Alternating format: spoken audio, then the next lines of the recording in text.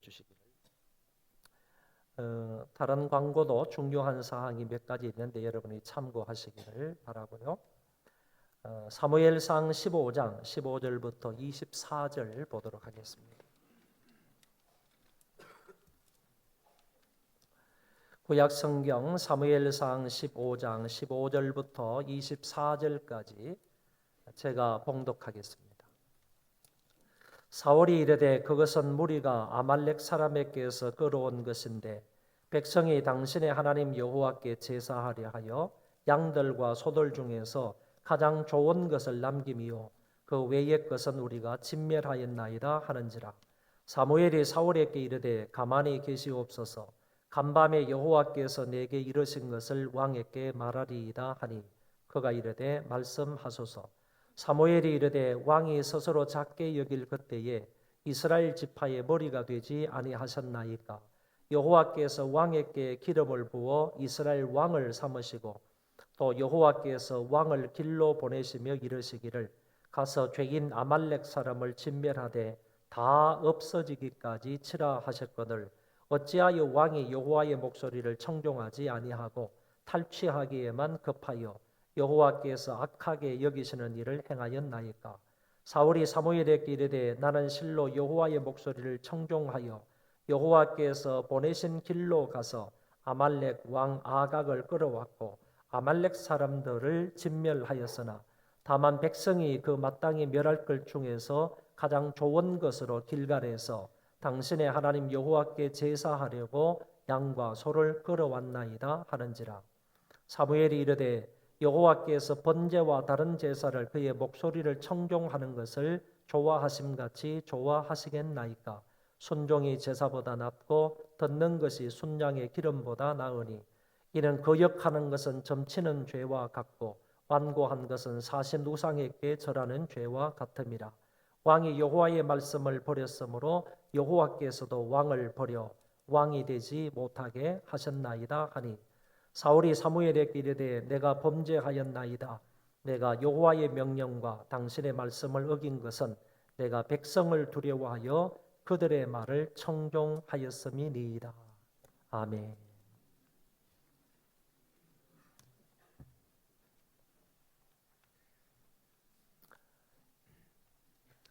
사울은 베냐민 지파 출신의 이스라엘의 초대 왕입니다. 이스라엘의 왕이 생겼을 때 제일 첫 번째 왕이 사울이다 그런 얘기입니다. 성경에 의하면 이 사람은 잘 생겼습니다. 그리고 처음부터 겸손한 마음으로 왕을 시작을 했습니다. 그러나 오늘 말씀에 의하면 이 사람이 결국 하나님의 명령에 불순종함으로 결국 그 자리에서 쫓겨나고 버림을 받게 되는 경우를 볼 수 있습니다. 오늘 본장의 말씀, 다시 말해서 사무엘상 15장의 말씀을 전체 세 부분으로 나누어서 말씀을 드릴 때 큰 은혜가 되시기를 바랍니다. 첫 번째는 하나님이 사울에게 아말렉을 진멸하라고 말씀하신 것입니다. 사무엘이 사울에게 이르되 여호와께서 나를 보내어 왕에게 기름을 부어 그의 백성 이스라엘 위에 왕으로 삼으시선즉 이제 왕은 여호와의 말씀을 들으소서. 왕은 여호와의 말씀을 들으소서 하는 이 말을 볼 때 하나님이 사울을 왕 삼으신 목적이 무엇인지를 알게 되는 것입니다. 하나님께서 사울을 왕 삼으신 목적은 그 사울을 통해서 하나님의 뜻을 이 땅에 이루시기 위함이다라는 것을 알 수 있는 것입니다. 하나님이 사울 왕에게 명령하신 것은 아말렉을 진멸하라는 것입니다.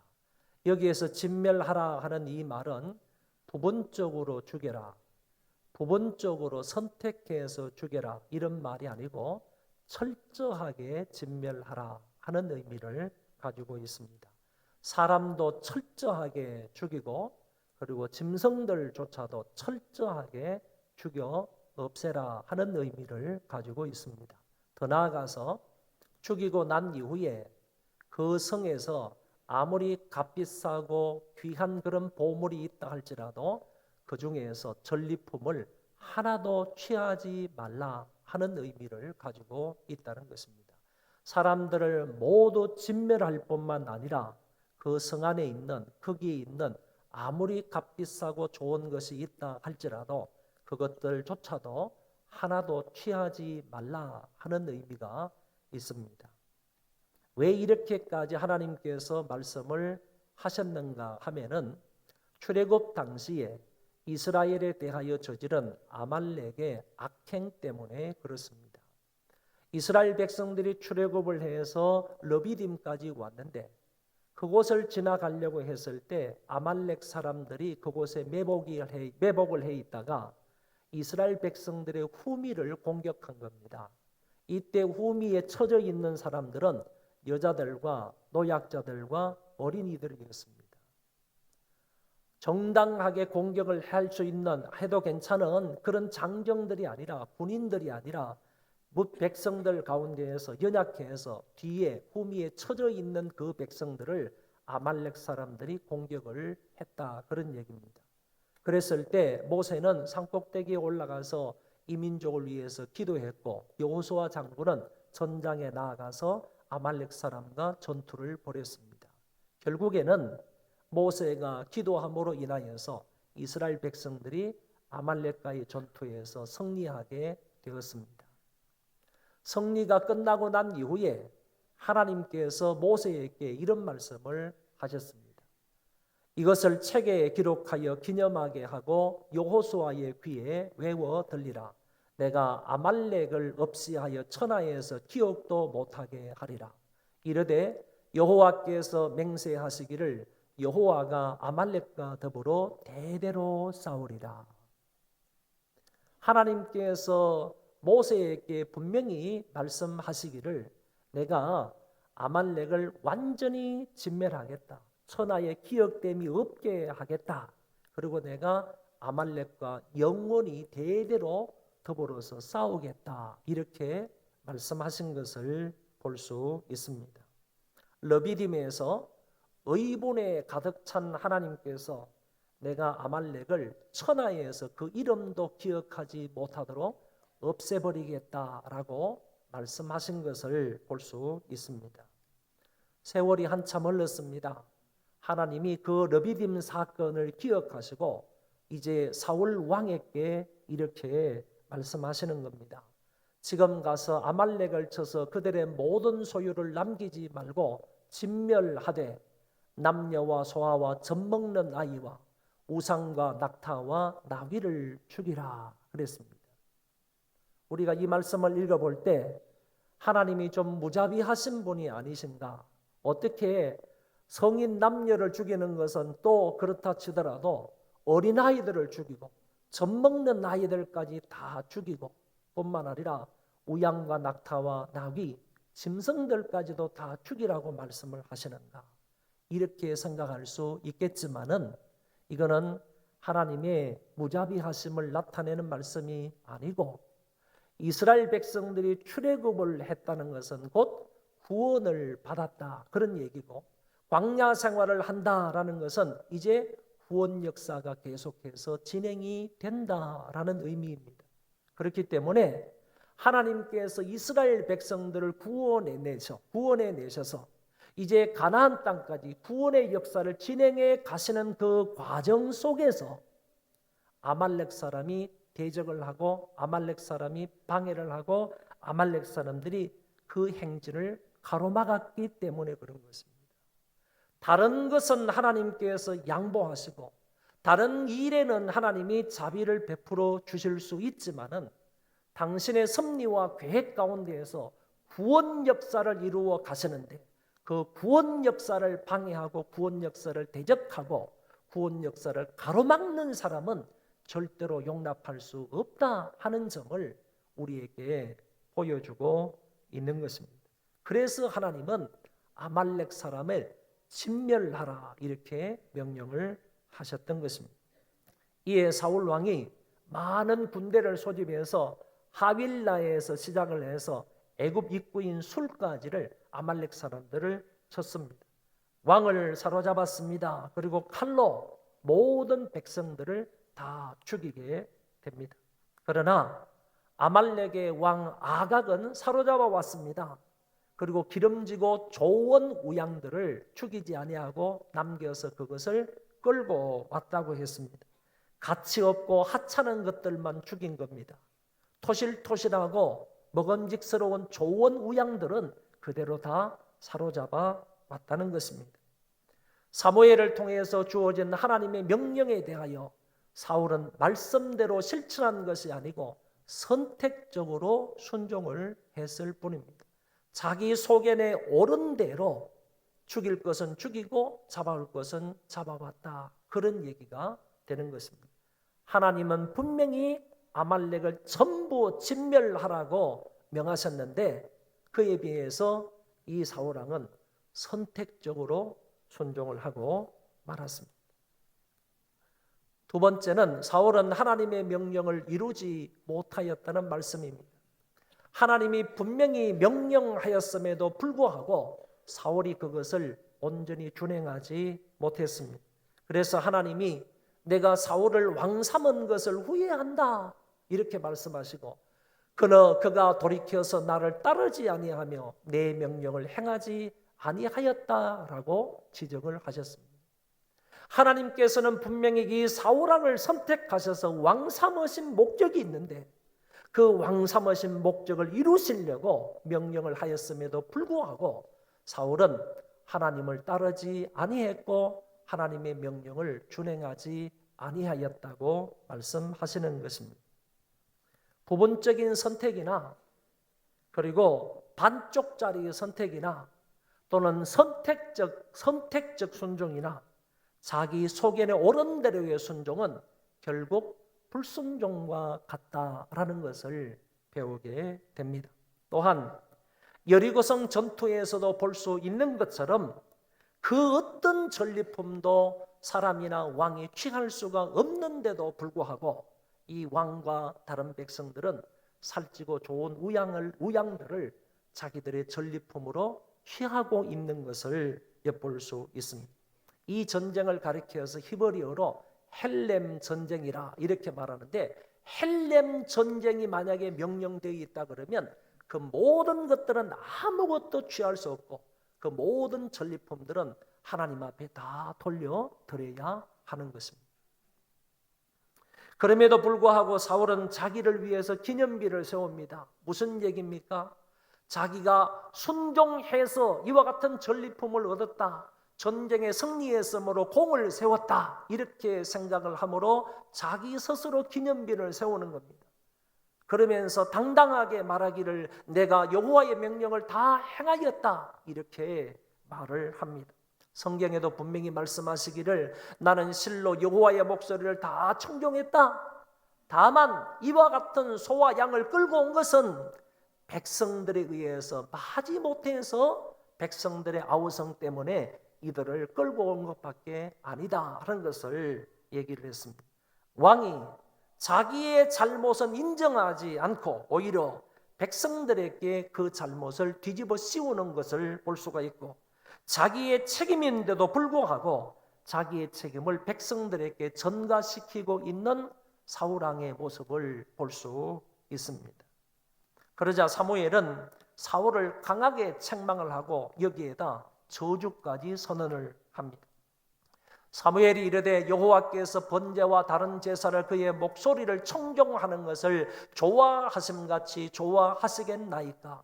순종이 제사보다 낫고 듣는 것이 순양의 기름보다 나으니 이는 거역하는 것은 점치는 죄와 같고 완고한 것은 사신 우상에게 절하는 죄와 같음이라. 왕이 여호와의 말씀을 버렸으므로 여호와께서도 왕을 버려 왕이 되지 못하게 하셨나이다.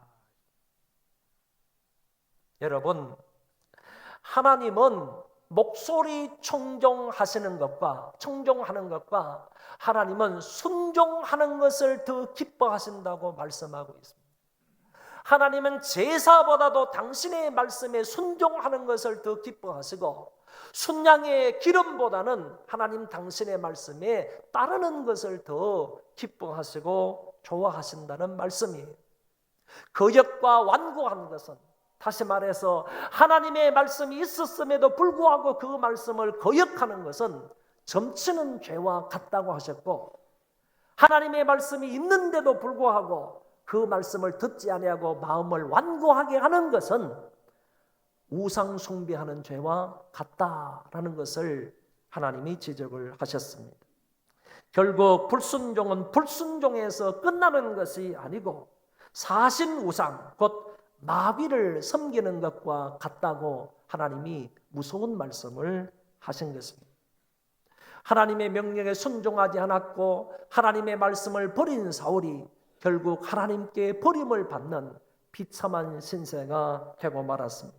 사랑하는 소망교회 성도 여러분, 하나님의 말씀을 버리면 모든 것을 잃는다는 사실을 기억해야 됩니다. 하나님의 말씀에 주의하고 집중해야 되는데 나에게 주어진 그 말씀을 내가 버리게 되면 우리가 가지고 있는 모든 것을 사울처럼 잃을 수 있다는 것입니다. 하나님의 말씀을 버리면 내가 버림을 받을 수 있습니다. 하나님의 말씀을 무시하면 내가 무시를 당할 수 있습니다. 하나님의 말씀에 불순종하면 결국 나에게 응당한 대가가 주어진다는 얘기입니다. 세 번째는 사울은 하나님보다 백성을 더 두려워하였습니다. 사무엘상 13장에 기록되어 있는 말씀을 보면 이스라엘과 블레셋 사람이 전투를 합니다. 블레셋 사람들이 이스라엘을 침략해 온 것입니다. 엄청난 대군을 이끌고 왔습니다.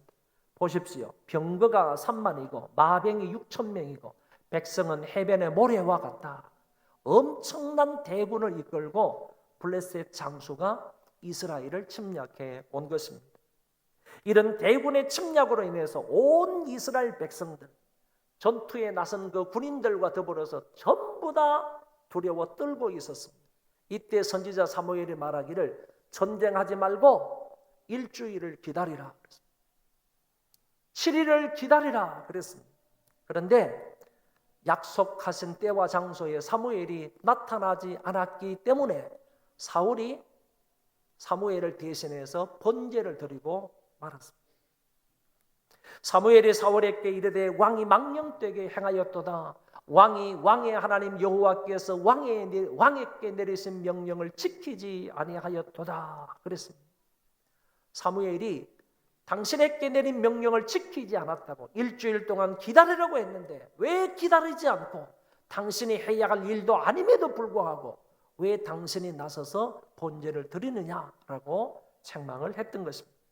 결국 사울왕은 백성들이 자기에게서 흩어지는 것을 보고 두려워하여서 하나님의 명령을 어기고 번제를 드렸다고 합니다. 아무리 급하고 두렵고 위험해도 번제는 왕이 드릴 수 있는 것이 아님에도 왕은 사무엘의 일을 월권을 행하였던 것입니다. 이와 마찬가지로 오늘 본장 15장의 본문에서도 사울왕은 백성들에게 핑계를 돌리는 것을 볼 수 있습니다. 사울이 사무엘에게 이르되 내가 범죄하였나이다. 내가 여호와의 명령과 당신의 말씀을 어긴 것은 내가 백성을 두려워하여 그들의 말을 청종하였음이니이다. 왕이 하나님의 명령보다 백성의 말을 더 들었다는 거예요. 하나님을 두렵게 여긴 것보다도 백성들을 더 두렵게 여겼다는 거예요. 여호와의 말씀을 청종하기보다는 백성들의 말을 들었다는 거예요. 백성들의 말을 듣고 그 아말렉 왕 아각을 죽이지 아니하고 끌고 왔습니다. 백성들의 말을 듣고 살찌고 기름진 짐승을 죽이지 아니하고 그 짐승들을 끌고 왔다는 것입니다. 사울왕의 불순종에 대하여 선지자 사무엘이 이렇게 책망을 합니다. 어찌하여 왕이 여호와의 목소리를 청종하지 아니하고 탈취하기에만 급하여 여호와께서 악하게 여기시는 일을 행하였나이까. 아주 선지자 사무엘을 통해서 하나님이 그 사울왕을 강하게 책망하시는 모습을 볼 수 있습니다.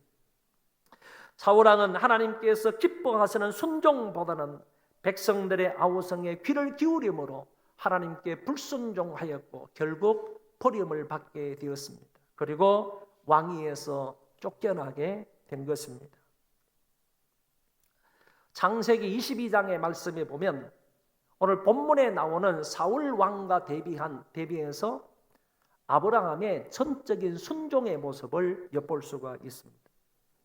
아브라함에게 자식이 없었으나 하나님의 약속대로 100세에 독자 이삭을 얻었습니다. 그러니까 25년 만에 아들을 얻은 겁니다. 하나님께서 약속을 하시고 난 이후 25년 만에 독자 이삭을 얻었습니다. 이 아들이 성장에 가서 15살 내지 16살 정도가 되었습니다. 그때 하나님께서 아브라함에게 이런 명령을 하셨습니다. 내 아들, 내 사랑하는 독자 이삭을 데리고 모리아 땅으로 가서 내가 내게 일러준 한 산 거기서 그를 번제로 드리라 그랬습니다. 우리가 하는 것은 번제라는 것은 짐승을 잡아서 죽여서 피를 흘리고 그리고 그 몸뚱아리를 그 어떤 그 고기를 각을 떠가지고 칼로 각을 떠가지고 그것을 제단 위에 얹어놓고 불로 태워서 바치는 그런 제사입니다. 오늘 여기에서 하나님께서 짐승을 잡아가지고 번제로 드리라고 명령하신 것이 아니라 네 아들을 잡아서 번제로 드리라고 하십니다. 아브라함 네 아들을 나에게 번제로 바치라 이렇게 말씀을 하셨습니다. 아브라함은 충분히 알고 있었습니다. 하나님의 인육 제사를 원치 아니하신다는 사실을 알고 있었습니다. 사람을 잡아서 죽여가지고 각을 떠가지고 불로 태워 죽이는 인육 제사를 하나님은 결코 원치 아니하신다는 사실을 아브라함은 알고 있습니다. 그럼에도 불구하고 그 하나님 앞에 이른 반구 하소연하지 않고 한 번도 항변하지 않고 토를 달지 않습니다.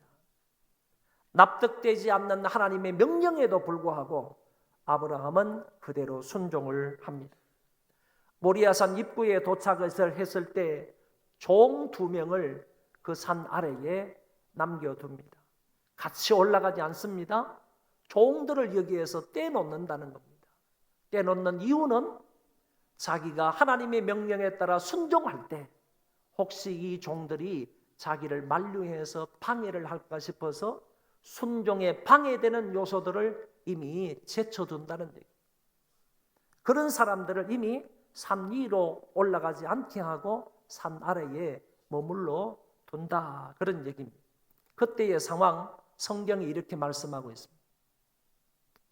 아브라함이 종들에게 이르되 너희는 나귀와 함께 여기서 기다리라. 내가 아이와 함께 저기 가서 예배하고 우리가 너희에게로 돌아오리라. 여러분 이 마지막 구절인 내가 너희에게로 돌아오리라, 우리가 너희에게로 돌아오리라 하는 이 말씀은 굉장히 중요한 말씀입니다. 이 말 속에는 아브라함의 위대한 믿음이 포함되어 있습니다. We will come back to you 라는 이 말은요, 왜 이렇게 아브라함의 이 절대적인 믿음이 이 말 속에 포함되어 있는지 잠깐 설명을 하겠습니다. 만약에 아브라함이 이삭을 데리고 올라가서 산에서 이삭을 잡아가지고 번제를 드리게 되면 종들에게 돌아오는 사람은 아브라함 혼자입니다. 그런데도 불구하고 아브라함은 내가 너희들에게 돌아오리라, I will이라고 말하지 아니하고 이 사람은 we will이라고 얘기합니다. 우리가 돌아오리라 이렇게 말한다는 거예요. 그러면 무슨 말이죠? 내가 이 아들을 번제로 드린다 할지라도요, 하나님께서는 죽은 자 가운데에서 이삭을 다시 살리시사 나와 함께 내려오게 하실 것이라는 말씀이에요. 그러니까 우리가 너희에게로 돌아오리라 하는 이 말은 아브라함의 절대적인 믿음이 그 속에 포함되어 있다라고 볼 수가 있다 그런 얘기입니다. 이것을 히브리서 11장에서 잘 설명을 하고 있습니다. 아브라함은 시험을 받을 때에 믿음으로 이삭을 드렸으니 그는 약속들을 받은 자로 돼 그 외아들을 드렸느니라. 그에게 이미 말씀하시기를 내 자손이라 칭할 자는 이삭으로 말미암으리라 하셨으니 그가 하나님이 능히 이삭을 죽은 자 가운데서 다시 살리실 줄로 생각한지라. 비유컨대 그를 죽은 자 가운데서 도로받은 것이니라. 할렐루야.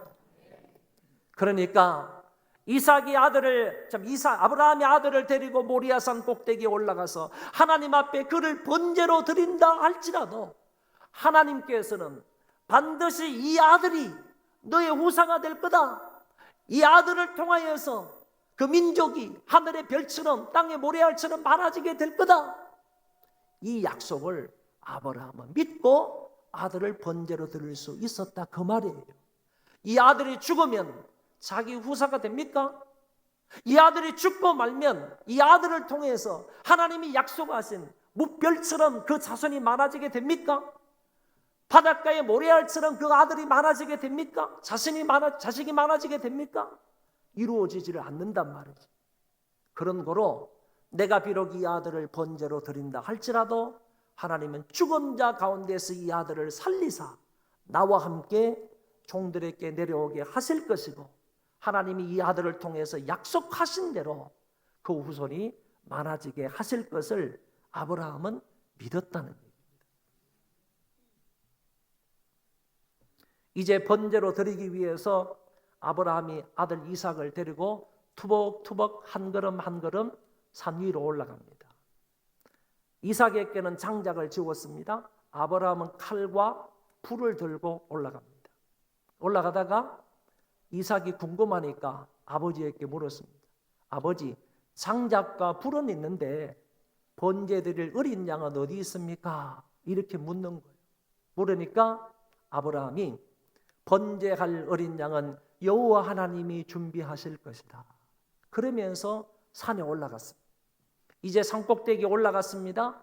하나님이 그에게 일러준 곳에 이른지라 이에 아브라함이 그곳에 제단을 쌓고 나무를 버려놓고 그의 아들 이삭을 결박합니다. 그리고 그 아들을 제단 위에 올려놓습니다. 여러분, 서두에 말씀을 드린 것처럼 지금 이삭의 나이가 몇 살입니까? 15세 아니면 16세 된 건장한 나이입니다. 아브라함의 나이는 몇 살입니까? 116세입니다. 116세. 지금 늙은 아버지입니다. 늙은. 힘과 기력이 약해져 있는 아브라함입니다. 아브라함이 아들 이삭을 결박할 때 아들은 얼마든지 자기 아버지의 손길을 뿌리칠 수 있습니다. 얼마든지 아버지를 저지할 수 있었습니다. 그럼에도 불구하고 성경은 아들이 아버지를 저지했다, 손을 뿌리쳤다, 이곳에 올라가지 않기를 애썼다, 이런 표현은 전혀 나타나지를 않는다는 것입니다. 이삭은 전적으로 아버지의 행동에 순순히 저항하지 아니하고 복종하는 그런 모습을 볼 수가 있습니다. 여기에 이삭의 순종은요, 십자가상에서 순종하신 그리스도를 예표한다는 사실입니다. 주님은 십자가를 지실 때 아무런 저항을 하지 않았습니다. 로마 군병들에게도 저항하지 않고 유대 종교 지도자들에게 저항하지 않고 그 어떤 사람에게도요, 주님은 저항하지 않으셨습니다. 그리고 십자가 위에서 순순히 그냥 처형이 되셨습니다. 바로 이삭의 이 순종이 그리스도의 그 모습을 나타내주고 있다, 그런 얘기입니다.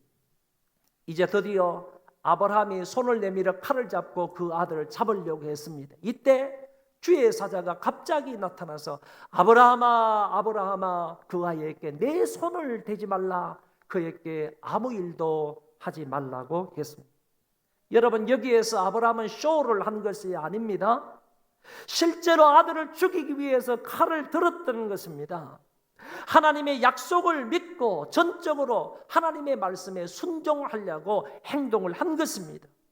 이유와 핑계를 대지 않고 전적으로 하나님의 약속을 믿고 아브라함은 순종하려고 한 것입니다.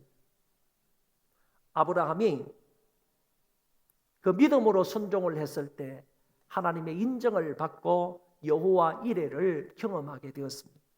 하나님의 인정이라는 것은 이렇게 했을 때 하나님께서 이제야 네가 나를 경외하는 줄 알겠다, 하나님께서 그를 인정해 주셨고, 더 나아가서 수풀에 걸려있는 그 순양을 주심으로 인해서 하나님께서 그 번제물을 예비해 두셨다가 아브라함이 그것을 가져다가 이삭 대신에 하나님 앞에 번제를 드린 것이 있습니다. 이것뿐만 아니라 더 나아가서 내가 내게 큰 복을 주고 내 씨가 크게 번성하여 하늘의 별과 같고 바닷가의 모래와 같이 하리니 내 씨가 그 대적의 성문을 차지하리라. 내 씨로 말미암아 천하 만민이 복을 받으리니 이는 내가 나의 말을 준행하였음이니라 하셨다.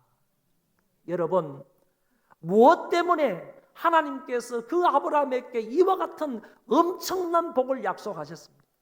내가 큰 복을 주겠다. 너의 자손이 번성하게 하겠다 이거죠. 그리고 내 씨로 말미암아 천하 만민이 복을 받게 하겠다. 내 대적의 성문을 차지하게 하겠다. 이와 같은 엄청난 복을 약속하신 한 가지 이유는 이는 내가 나의 말을 준행하였음이니라 하셨다. 아브라함이 하나님의 말씀을 준행했기 때문에, 순종했기 때문에 하나님으로부터 이런 엄청난 복을 약속받았다는 것입니다. 아브라함 개인에게도 복이 있고 아브라함의 자손에게도 복이 있고요, 이스라엘 민족에게도 복이 있고요, 내 씨로 말미암아 천하 만민이 복을 받으리라. 예수 그리스도로 말미암아 천하 만민이 영육적인 복을 받게 될 것을 여기에서 분명하게 말씀을 하셨습니다. 저는 여기에서 사울과 아브라함을 잠깐 간략하게 비교를 해보겠습니다. 사울에게는 아말렉을 진멸하라 하는 명령이 떨어졌고 아브라함에게는 독자 이삭을 번제로 바치라 라는 명령이 주어졌습니다. 사울은 이 명령을 준행하기 위해서 많은 군사를 이끌고 갑니다. 아브라함은 두 종을 데리고 모리아산까지 갔다가 그 모리아산 입구에서 이 두 종이 자기가 하나님의 말씀에 순종하는 것에 방해가 될까 싶어서 두 종을 산 밑에다가 떼어놓습니다. 그리고 이 사울은 하나님의 명령에 부분적으로 순종을 했습니다. 선택적으로 순종했습니다. 자기 속에 옳은 대로 이거는 살릴까 말까, 살릴 것은 살리고 죽일 것은 죽이고 자기 개인의 소유에, 자기 개인의 어떤 의사에 따라서 순종을 했다. 그렇게 순종해놓고 이 사울은 자기 업적이라고 생각을 해서 이 전쟁에 승리한 것으로 생각을 해서 기념비를 세우는 모습을 볼 수 있습니다. 그에 반해서 아브라함은 온전히 순종을 합니다. 자기의 이성을, 자기의 어떤 판단을, 자기의 경험을 전혀 여기에 개입시키지 않습니다. 오로지 하나님의 말씀대로 그대로 순종하는 모습을 볼 수 있고 거기에 따른 자기 의의를 전혀 드러내지 않았습니다. 자기가 이렇게 순종했다, 얼마나 대단하냐, 자기 의의를 기념비적으로 다른 사람에게 떠버리지를 않았다.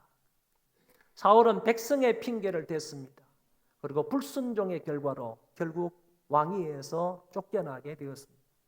반대로 아브라함은 하나님께 인정을 받고 큰 복을 받고 자손 번성과 대적의 성문을 차지하게 되고 만민에게 복을 주시겠다는 약속의 말씀을 받았습니다. 말씀의 결론입니다. 올해는 우리가 어떤 환경에 처하든지 간에 하나님 말씀에 주의 집중할 수 있기를 바랍니다. 하나님이 우리에게 무슨 말씀을 하시든지 간에 그 말씀을 마음에 새기시고 그 말씀대로 순종할 수 있기를 바랍니다. 반쪽짜리 순종이나 선택적 순종이나 그리고 자기 속에는 옳은 대로의 순종은 결국 불순종에 불과합니다. 하나님의 말씀대로의 순종이 진짜 순종임을 믿으시기를 바랍니다. 불순종은 죄입니다. 불순종은 저주입니다. 불순종은 심판을 가져옵니다. 불순종은 하나님으로부터 버림을 받습니다. 불순종은 귀한 지위와 명예를 잃고 맙니다. 반면에 순종은 놀라운 은혜와 복의 통로입니다.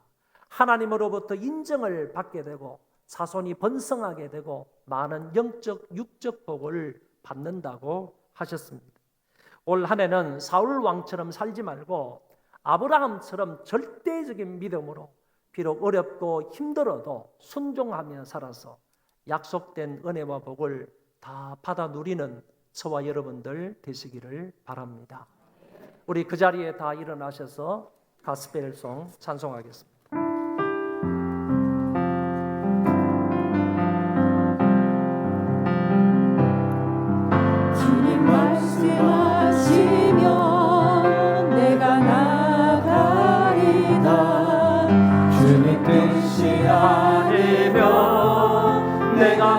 멈춰서리라.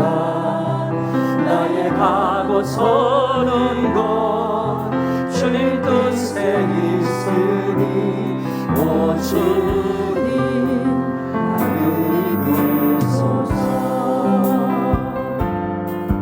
주님 말씀하시면 내가 나아가리라. 주님 뜻이 아니면 내가 멈춰서리라. 나의 가고 서는 곳 주님 뜻에 있으니 오 주님 나를 이끄소서. 뜻하신 그곳에 나 있기 원합니다. 이끄신 대로 순종하며 살리니 연약한 내 영혼 공하여 일하소서. 주님 나라와 그 뜻을 위하여 뜻하신 그곳에 나 있기 원합니다. 이끄시는 대로 순종하며 살리니 연약한 내 영혼 공하여 일하소서. 주님 나라와 그 뜻을 위하여 오 주님 나를 이끄소서. 우리 통성으로 기도하실 때 나의 이성과 경험에 맞지 않는 말씀이라도 하나님의 말씀이라면 아브라함처럼 순종할 수 있는 믿음을 달라고 기도하시기 바랍니다. 특별히 자녀들에게 아브라함에게 주셨던 그런 믿음의 은사가 있게 해 주셔서 그런 믿음으로 일평생 동안 하나님께 순종하는 자녀들 되게 해달라고 통성으로 기도합시다. 살아계신 하나님 아버지,